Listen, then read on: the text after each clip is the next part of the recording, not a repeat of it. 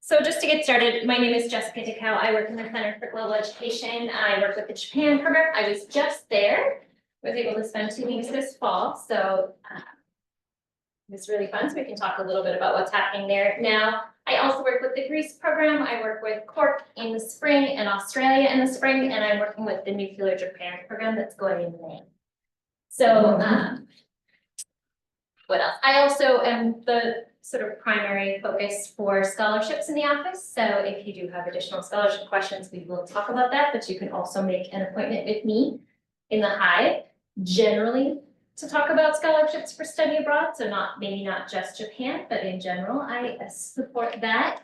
And I can talk about any program in our portfolio.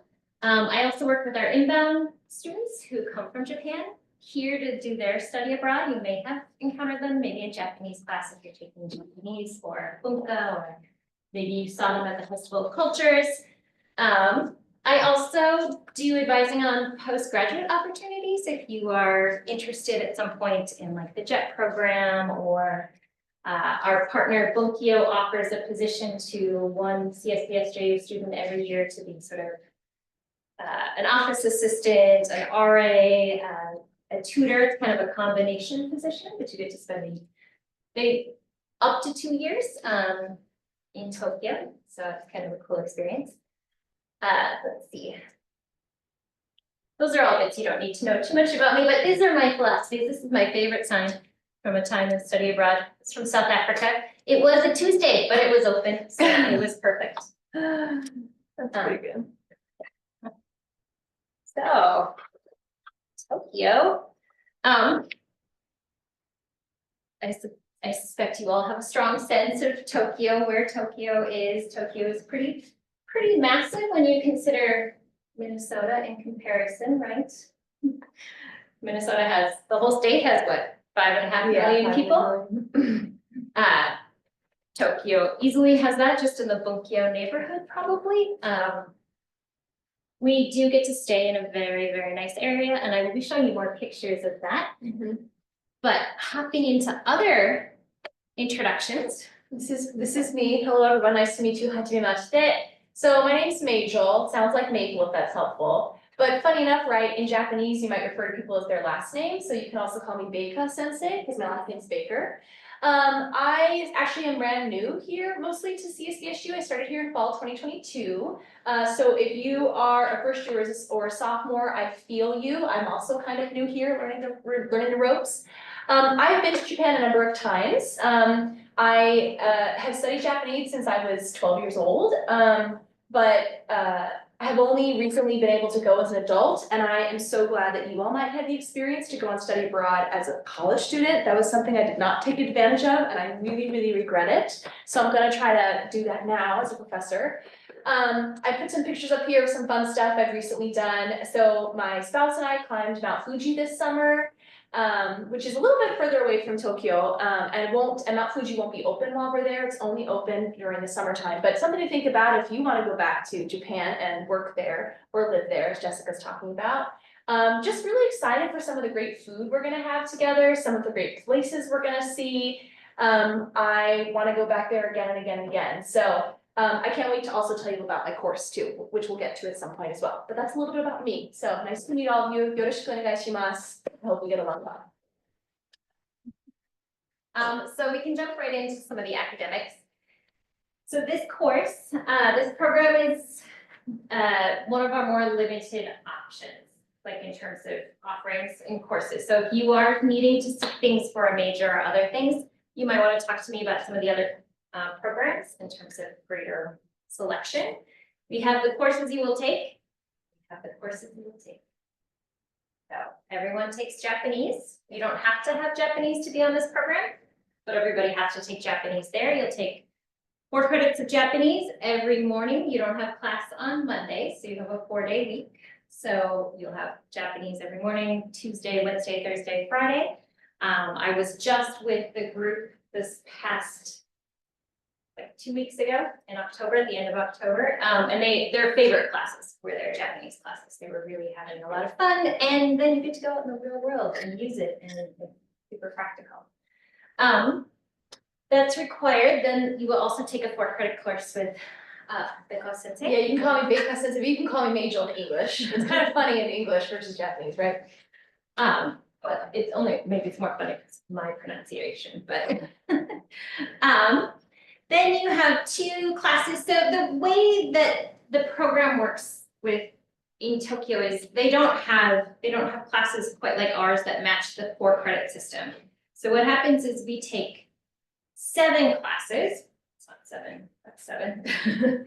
7 classes that are sort of smaller classes that are then combined to make the 4-credit classes. Okay, so 3 classes go into Japanese culture and life, and then 3 into Japanese politics, economy, and society, and then the Cool Japan class. So there is a religions class, there is an art and theater class, there is Japanese development, so talking about immigration and different populations that have migrated into Japan and sort of how Japan has developed. There is a class sort of on the law, like international law aspects, so living there as an international citizen.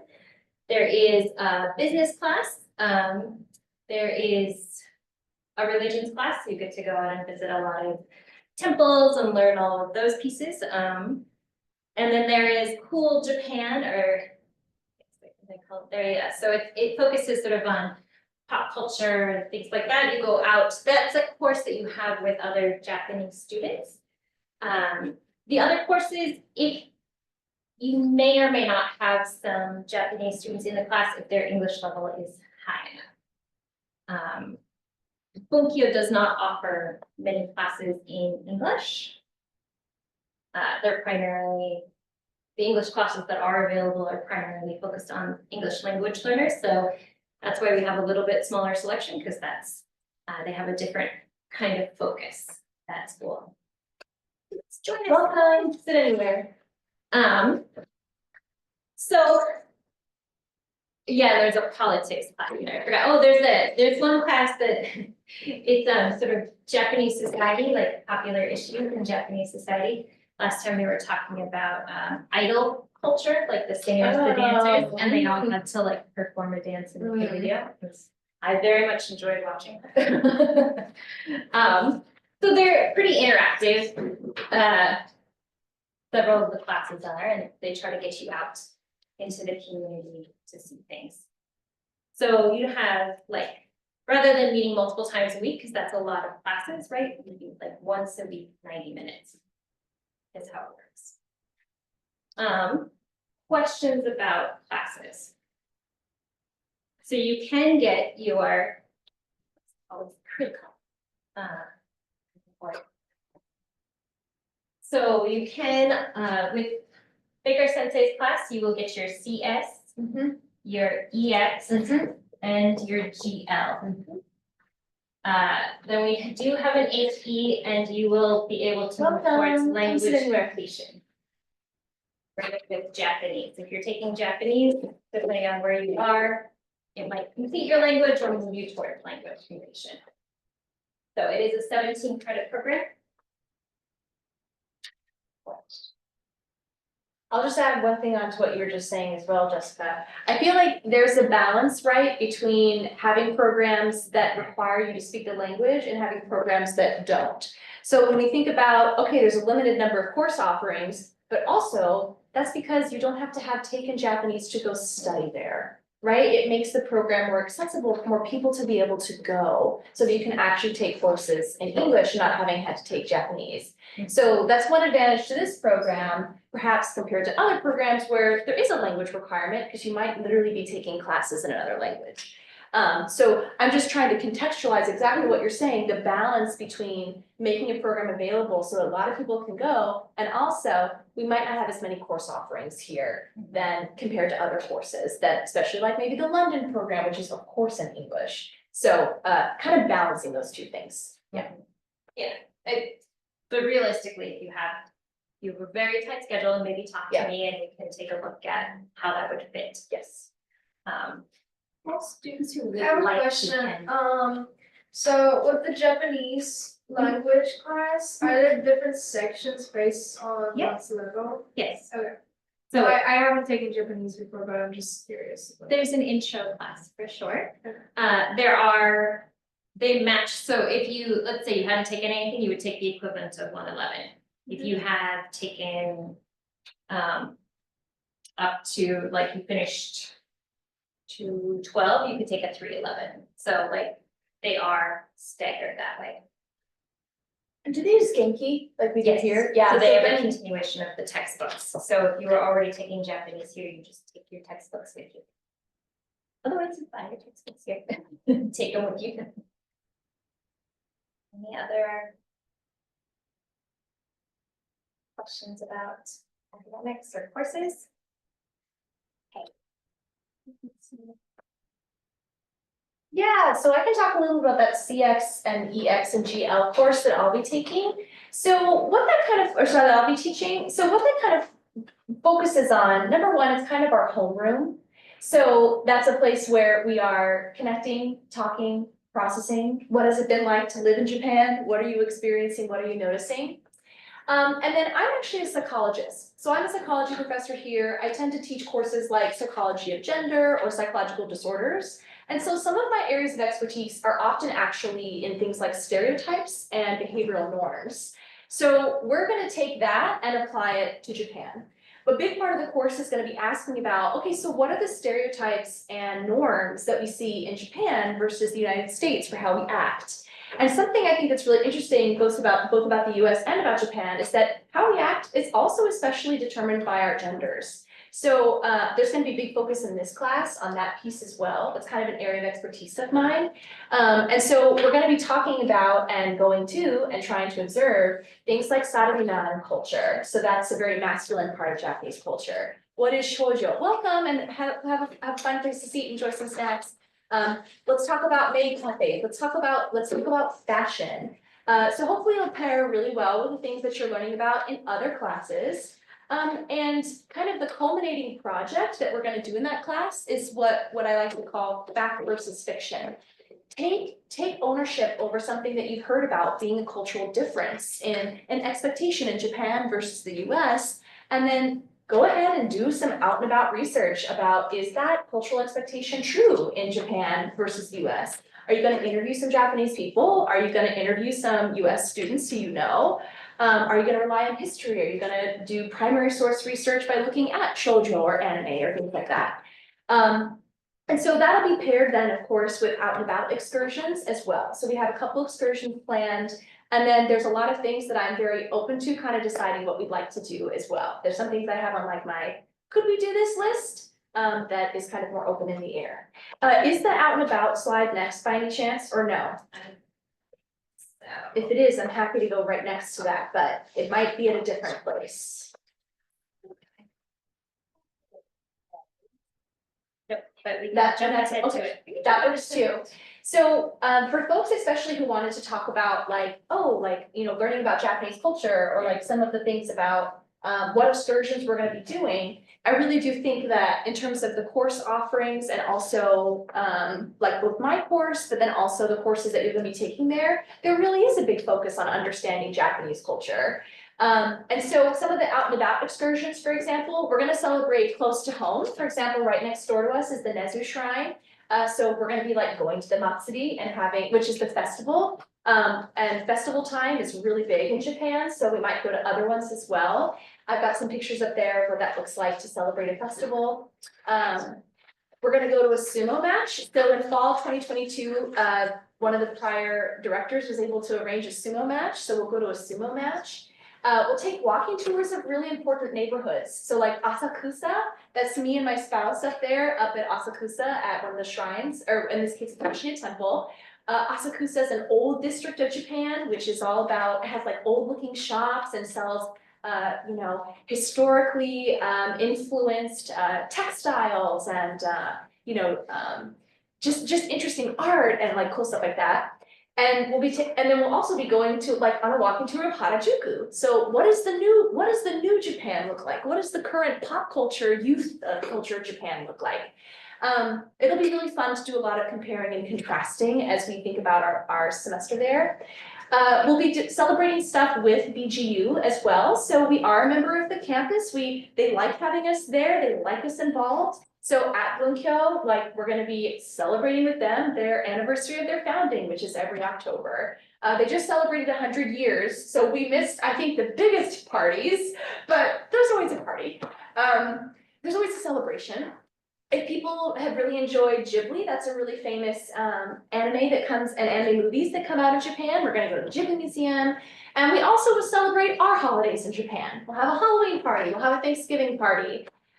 We have a couple other larger out and about field excursions plans as well. One of them, for example, is the Kyoto, Miyajima, Hiroshima excursion, where we go to a different section of Japan, more southwesterly.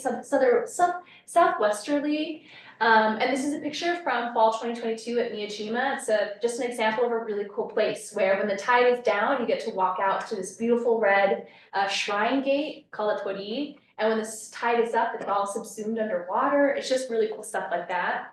Would you mind flipping really quickly to the next slide as well?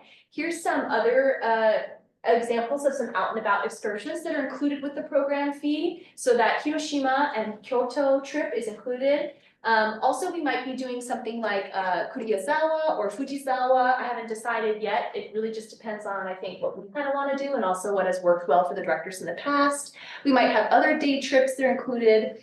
And then, like I said, like, there's going to be a lot of cultural festivals around, both at Bunkyo and nearby. And so we're going to have those holiday parties. We're going to be having our own celebration there in all different kinds of ways that are smaller than our excursions. Here are just some pictures from some prior folks' time in Japan from previous studies abroad. Right, so up here on the left-hand side is them celebrating the Nezu Matsuri. For the Hiroshima and Kyoto tour, sometimes we've gone to Nara, which is where there's these deer that like to eat from your hand, and also they have a really cool little trick where they bow back at you. If you bow at the deer, they'll also bow at you. It's very cute in Japanese. And just some examples of us, like the Halloween party or having fun just at the at BGU and Bunkyo. Dorms, like, there's a lot of sort of different opportunities sometimes that the staff or other administrators like to get together and like, here's an international dinner party. You aren't the only people living in the dorm. Yeah. The dormitories, and I'll flip back to those in a second, are a mixture of CSB, SJU students, and then students that come, other international students that come to VGU on their multilateral program. And they are from, like this last time, there was some from Bulgaria, there was some from Kyrgyzstan, so sometimes Korea, sometimes Taiwan, sometimes Malaysia. So not usually, we get more students maybe here when we focus a little bit more on Europe. So a little bit further east frequently, but not exclusively. But so it's a slightly different population than we sometimes get to mix with on study abroad programs, which is very cool. So they live in the dorms too. And they will take some of the classes with you depending on what their interests are and what their focuses are. They're oftentimes at BGU for a longer amount of time. And they have frequently spent a lot of time studying Japanese. So they are interspersed in more BGU classes, but then also some of ours, depending on what their focus is. Are there any questions about our excursions and things like that we have planned before we move on? Okay. And like I said, I actually will be taking votes and interests from people. I know one person was like, we have to do Disney. And I was like, well, let's see what the rest of the students want to do. So I'm very flexible with some of the other excursions, especially in and around Tokyo, that we might tend to do. This program, when you compare it against other programs, has some of the most excursions built into the program overall. So wander back through. Thanks for skipping ahead. Yeah.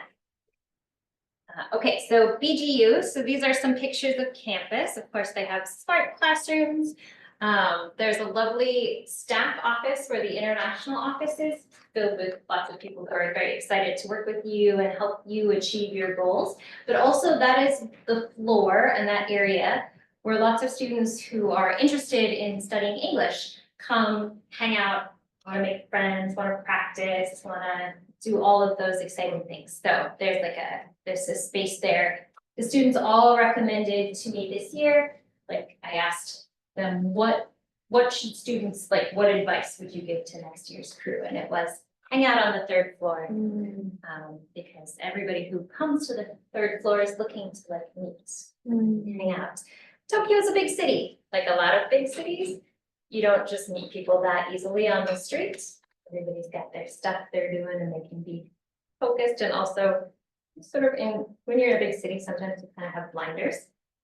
Right, you don't pay that much attention to the people around you, but everyone who comes to the third floor wants to practice English, meet people, and get to know people from other parts of the world. And it's not just, there are the other international students there as well, so. They have all they don't have a dining space like we do in terms of Kreki, the Reef. That is not a common experience a lot of other places in the world. But they do have a dining hall where you can buy a ticket and then get different meals. They have different stations. You can get noodles or fish or a rice dish. And I think it costs $2. I'm sure it does. To buy a ticket and get like a really good lunch. You'll go out for ramen here, we were just talking about this in Japanese class today, you'll go out for ramen here and it's $16. Hard pass, in Japan, you go to a ticket ramen place, it's $6. Yes, the ramen is going to be my lunch every single day. Yes. Although sometimes some of those ramen places like 1,500 calories. So. I know, admittedly, it's like a 1,500 calorie bowl, you're right, well then that's my lunch and my dinner. But while I was there and I was just doing a site visit, I easily walked 14,000 steps to 25 a day while I was there. So you will walk a lot, you'll have the public transportation, you'll get a lot of steps in. It didn't feel like any effort or anything to get to like 24,000. So bring good shoes. That's the key. So this is that third floor space. This area is all of the staff who helps us arrange all of the things. That's not so relevant anymore. It is in the heart of Tokyo. The Bunkyo neighborhood is historic and famous for a lot of literary figures and other kind of famous historical figures. It is a quiet neighborhood. Yes. It's lovely Yes. that you can go out to Shinjuku or like other Harajuku or other really busy places, Ginza and things like that, but then come back to Bunkyo where it's really quiet and pretty peaceful and a lot less busy and stressful, even though it's still Tokyo City. And I'll just add, it's right next to, it's very close to Ueno Park. Yep. So it's so nice that you were very close to one of the largest parks in Japan, and it's just, it feels much different from other areas of Tokyo that are extremely frenetic, which is fun, but you sometimes want to relax. Bunkyo is right there, the Nezu temple, which you'll be part of the Nezu shrine, you'll be part of that festival, is just like an easy 5-minute walk, 8-minute walk. And it's a very peaceful, lovely space. And then it's another 10 minutes maybe to Ueno. And Ueno, if you think about that, is a little bit like Central Park. Oh, yeah. In New York, kind of like that scope. There's ponds and different things to see. There's buskers, so there's like music playing and people doing little stands to eat and things like that. So it's a very interesting and engaging space. Bunkyo itself is not a very big campus when you consider the size of our campuses. It's a city campus. It is compact in the sense that all of the Bunkyo buildings for this campus, they have 2 campuses. The other one is a significant train ride away, and you won't be going there unless you intentionally go there. You won't have any classes there. This one, everything is right here and very easy to get to. Everything goes up, right? Up and down rather than spreading out that way. They have about 6,000 students in this campus, but most students are coming in from home and then going back to home. There aren't that many Japanese students staying in the dorms. They do have one dorm for women, for Japanese women that are coming in from other spaces that they can stay in, but it's not very large. So most of the students that you're going to be interacting with, you'll probably be a little surprised to discover that they are traveling like 30 minutes or maybe an hour 40, maybe longer to come into class every day, but then they're also willing to hang out. So these are some street shots. The other cool thing about Bunkyo is it's right next to the subway. It's right next to Tokyo University, which also opens up a lot of other opportunities and services for students. This is kind of, there are two dorms. There wasn't an easy way to get a picture of this, so I apologize. This is the dorm where the men will live, and this is the dorm where the women will live. They're right across the way there. One is slightly newer than the other. So in the dormitories, this is not the setup any longer, but there are still, for the men, it's a 4-person room, more than likely. They're set up now, they have curtains and they're locked in, so there's more storage space and there's a little more privacy. So this is not the current setup. I was there and I was informed that maybe the rooms were not in shape. Oh, no. So I did not venture in to take pictures because I maybe don't want to know. They're about 10, it's not even a 10-minute walk. I mean, maybe it's just like over the street. It's really close. You have laundry in there. There's a kitchen. There are 2 kitchens. One of them is halal because we have students that come in from Malaysia. So you have 2 separate kitchens, so different spaces for students with different needs around food. It's pretty easy to go grocery shopping. The women's dorm looks more like this. It has fewer bedrooms in it. Yep. That's the primary concern. It's on the 3rd floor. There's laundry in there. There's a kitchen. This is more often than not the space that is used when there's like gatherings. Like sometimes you'll cook different meals, like all together, have your international dinner. This is frequently that space. The women's dorm is closed to gentlemen because we do have Muslim students. So it is a place where they can relax and remove their hijab or other things and feel more comfortable. And so it is not an open space.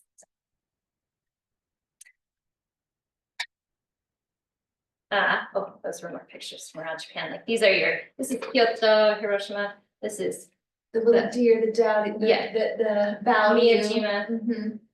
They come and bow to you, and also if you start to feed them, harass you. But you can walk away, they're not. If you go at the end of the day, they're already full. And is this on the left-hand side? They're there right now. Yes. Yeah. This is the crew that is there right now. Yeah. They're going to a traditional Edo village. Yeah. So that's the crew that's there. Yeah. And it's interesting, right? Because if we do some of those day trips that are a little further out, like to see how different Japan can be compared to its cities, there's quite a difference. And I think it's actually really fun to explore just, I don't like the variety, like the true variety of what Japan as a country has to offer. It's actually pretty affordable and very easy to get further out into the country. The trains go and it doesn't cost that much. You'll get a train pass. You just keep adding money to it and you can go pretty far. Yeah. For pretty reasonable, as long as you're not on the fancy high-speed trains. Once you get on those, the price significantly increases. If you're traveling across the country, it may be worth it, but. Okay, so this is the cost for this fall. We don't have the costs for next fall solidified, so you are gonna expect a bit of an increase there. All tuition and required fees you still need to pay. This is the cost for 1 semester, right? Then the thing that will go on your student account, and so expect this to go up a bit, but the thing that will go on your student account is that fee.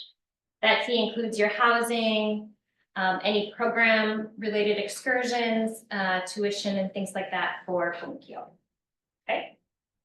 What you won't be doing is paying for your dorm or meal plan for that semester here on campus. So you don't have to pay for those things. So in some ways, when you remove that, it works out to about even to what you'd be spending on campus. Then we have split it out into the cost that you were gonna probably have to pay up front. So there's the application fee of $300. If that is too much to pay at one go, then we can do a payment plan where you pay like $100 a month. You just have to come and meet with me. We just have to take a note on it. The $300 becomes your insurance and goes towards your pre-departure and returning programming pieces. And so it's not just a fee, it goes back into your program and your experience. If you change your mind, if you apply and pay your fee and then change your mind before you've committed, you'll get your application fee back. Once you have committed to the program, the application fee becomes non-refundable. Most other cancellation fees, we work really hard to make sure that we are not holding on to any money. If you have to withdraw from the program for some reason, it is always our goal to get as much money back as possible. The only thing that doesn't become refundable is the application fee. If you've already got your passport, great. If not, you can do that too. Airfare, I have 1,900, but to be honest, it's significantly cheaper right now. When we were originally budgeting, like, this would almost have been 2 years ago or a year and a half ago, the gas prices were much higher then, right? And so it was really expensive to fly. I just peaked at a flight in May and it was under 1,000. So they've gotten significantly cheaper. I don't promise that in I know. August, that's what it will be, but I think you can probably. But it's still during the off season. Yeah. So if we were to like, the summer fare is higher, but the off season fare is far more affordable. If you are leaving from Minnesota for Japan, there is a direct flight to Tokyo from Minneapolis, which is actually, it's pretty affordable. I've taken it, it's Delta. So then the other things that are the costs that are gonna be on site, right? Your books and your supplies, meals are not included, generally in the program, although you will have some special meals all together. There will be times when food is included, you'll cook in the kitchen or other things. So some of them will be, but predominantly you'll be on your own for meals. As we've mentioned, it's pretty affordable. Most places, most of the students, I mean, some of the students were spending quite a bit of money going out to eat, but choices, right? You can spend $200-300 on sushi. You can also fill up at the convenience or at the convenience store for like $4. So, And it's not bad, it's actually good. yeah, it's pretty good. And it's not even so unhealthy. Yeah.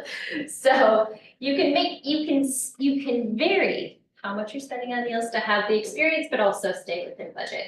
Everyone is required to have a cell phone that works off Wi-Fi so that you can receive and make phone calls. And then personal expenses.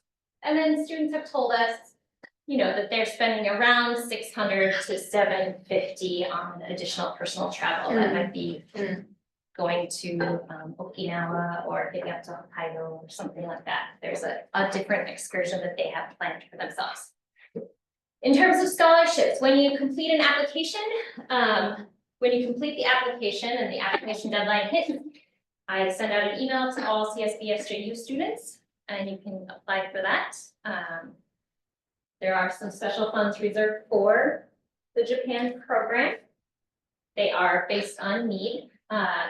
The Gilman, if you're a Pell eligible student, is open in March, closes in March and would be open probably in January. The Fund for Education Abroad will be open over the winter. And the Freeman Asia, and there's also the bridging, I forgot to list there. There's the bridging scholarship, there's a Mondale scholarship that happens over the summer, there's a couple other ones. So if you have specific interests in those, it's probably worth setting up an appointment with me. Especially if you're looking at the Gilman. I have been a reader on the panel for Gilman and things like that, and so I can help give specific advice on how to strategically do that application. Questions about cost?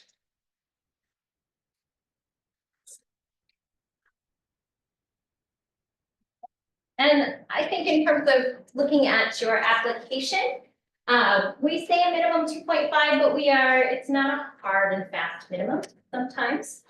There was a period in my life when I thought I wanted to be a marine biologist. And then I took a chemistry class, and then I became an English major. With a history, and I really like stories too, so it worked out just fine. But we understand that sometimes life doesn't go in a straight path, so if you are below 2.5, just come and talk to me. We'll strategize around that, that's not a problem. In terms of writing essays, there are 3 essays to be on there. One of the ways I would advise you to write a stronger essay is know the program. Why Japan? Why not London? Why not Spain? So really think through those ideas, like those reasons. And be explicit, right? If you're just writing something generally, it sounds like, I just want to study abroad. It doesn't make it as strong. If you have a real reason why Japan will be impactful to you personally, or academically, or professionally in your future. You do need 2 references. One needs to be a faculty member, one needs to be a non-faculty member. So a coach, a boss, an advisor on a club, could be a faculty member who is also an advisor, but you've never had the class, right? So it could be a lot of different people. And they don't just have to be St. Ben, St. John's. It can also be somebody from outside of the community. It's just a form. They don't have to write a letter. So you'll just enter their email, they'll just get a form. It's more simple. Sometimes at application season, people get lots of requests, and so we've tried to make it a little bit of an easier burden on those receiving many requests. As a faculty member, can I give a recommendation? Who's written study abroad references? Just ask early. That's just the biggest thing. Just make sure that you're letting the faculty member know, hey, I really want to apply to a study abroad program. In about 3 or 4 weeks, you'll get an email. Would it be okay? Would you be willing to serve as a good reference for me? Just letting them know early will soothe all of the numbers of emails that we get that ask for references. Trust me. Yeah, always. Yeah, ask early. That's just the biggest thing. Seniority doesn't play too much of a factor, but like, for example, 2 applications were absolutely even. Somebody who has 1 year left might have a little bit more shot than somebody who has 3, right? So, but it's a holistic thing, so that's not weighted out like that. None of these are heavier than any other component. The only students who cannot study abroad, for sure, are those who are currently on academic, when the program leaves, students who would be on academic probation or disciplinary probation at the time of departure. So other kinds of conversations, we can talk about things. You're gonna have an interview. They're more developmental than like scary workplace job kind of interviews, right? This is an opportunity for you to also discuss and find out what expectations are and present yourself as somebody who wants to go and have this cool experience, right? You're not that scary, Jessica. I'm not that scary. I'm not on the interview. Well, just saying, just saying. Yeah, so next steps might be create a financial plan, visit me, create your portal. You can start your application. You can only have 1 application. You can only submit 1 application at a time. So in terms of strategies, if you're looking at multiple programs, if there are still spaces in a program after the first round, if you change your mind and you didn't get on the program you were hoping to, but you had another reasonable choice you thought would work, after the application, the first round of decisions come out, if there are spaces open on other programs, you can certainly change over and we can help you do that. But strategically, it's wisest to be in the program that you have the most interest to be in. You can always make an appointment with me. The application deadline is February 4th. You have a longer winter break, you're gonna get bored. You should just do this while you're bored. Then you don't have, yes, do that. Do that. And then notification will be February 18th. Before 11. Any questions? But this will be recorded. I'll send an email telling you all the other information sessions will also be recorded. So you can also check out those. I have one more question. Like, when does the exact program start, or like when are we expected to be in Tokyo, or like, is it just like one day, is it like the time slot that I have to arrive then, or? Sure, arrival, it goes, so I know. I don't know, I don't have the exact dates yet for next year, it frequently happens at the same time as our start. So it's very similar, so this time I think it was like they were there, okay. Not our hard start, our international student start, so like week before our classes started here. All international students were arriving to campus. And that was the same time, so August 20th, 21st was the start this year. Yeah. And then December 14th is the end. Feel right? Yeah, that feels right. Jeff, I feel like Jeff, he was there going on the 20th. He, the start was one day. Yeah, before. So, then we give you a window, we ask you to arrive within that window, and then students and staff from PGU will meet you at the airport and help you get to the dorms. But it's not a shuttle bus that takes you, it is the train. There are stairs. And multiple I know, but trains. get that exposure to Japanese public transit. Oh, And no, it's- every train has an elevator. It's great, It works. but carry your luggage around the ones. I've had two huge check-in luggages with me and managed just fine, so. I'm just going off the advice of the students. You're who are right, there. you're right, you're right, you're right, you're right. Buy many things, go with lots of space. Yes, that's exactly what I mean, so I've had people bring extra things, not my prior students, but people I've traveled with, they bring an extra carry-on inside of the big check-in, and then they take the carry-on out of the check-in, and that's where they put all the things that they bought while they're there, is so. Yeah. Absolutely. So that number that she was saying of how much you might buy and how much you might expend, choices. Yeah. Any other questions? Okay. Well, if there's anything else that comes up, you can always find me on the Hive. Or in the Center for Global Education, which is right in the library, right at the Experience Hub. I'm the only Jessica in the office, so pretty easy to find. And I'm available for questions too. I often won't be able to help you very much with the nitty gritty. Jessica is gonna be the person to go to, but I'm also very open to questions and here to help you. And if I don't have the answer, I will get you somebody who does. So, it's nice seeing all of you. Yeah, any questions, I guess? Okay. Thank you all for coming. Yeah, thanks everybody. Are you all headed off to the Thanksgiving? Yeah, there's a Thanksgiving dinner next to you. St. John's, right? Yeah. In the Guild Hall? Yeah. Guild Hall. There's Thanksgiving. If you need turkey.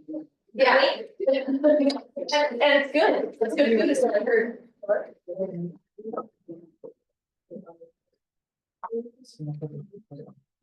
Your question for me? I guess we're. We'll find out.